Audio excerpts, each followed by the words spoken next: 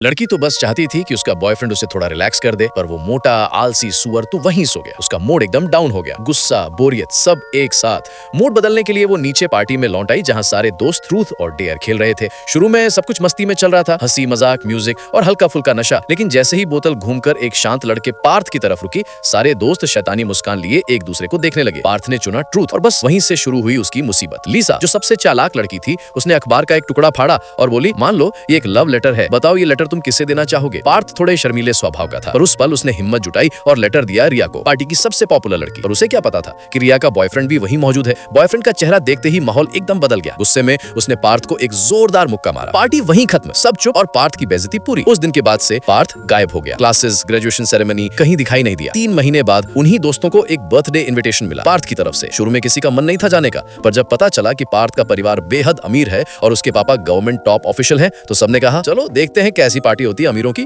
लंबे सफर के बाद वो सब पहुंच गए पार्थ के मैंशन पर। जैसे ही कार रुकी, सबकी आंखें खुली की खुली रह गईं। इतना बड़ा और आलीशान घर उन्होंने कभी नहीं देखा था, पर गेट अंदर से बंद था। तभी एक जीप आकर रुकी, उसमें बैठा था हाउस बटलर, जिसने बताया पार्टी यहाँ नहीं 2 किलोमीटर दूर गेस्ट कॉटेज में है। थोड़ा अजीब तो लगा, लेकिन सबने सोचा अब आ ही गए हैं, चलते हैं। वहां पहुंचने पर दरवाजा खोला पार्थ के बड़े भाई निकेश ने। वो बोला, पार्थ तो अभी बाहर गया है, वो वापस आ रहा है फ्लाइट से, बस कुछ घंटे लगेंगे। निकेश ने कहा, आराम से रहो, यहाँ जितनी मर्जी ड्रिंक लो, सब ओपन बार है। और बस सबकी मस्ती फिर शुरू हो गई। शाम ढल चुकी थी, पर पार्थ अब तक नहीं आया। बोरियत मिटाने के लिए सबने फिर से ट्रूथ और डेयर शुरू कर दिया।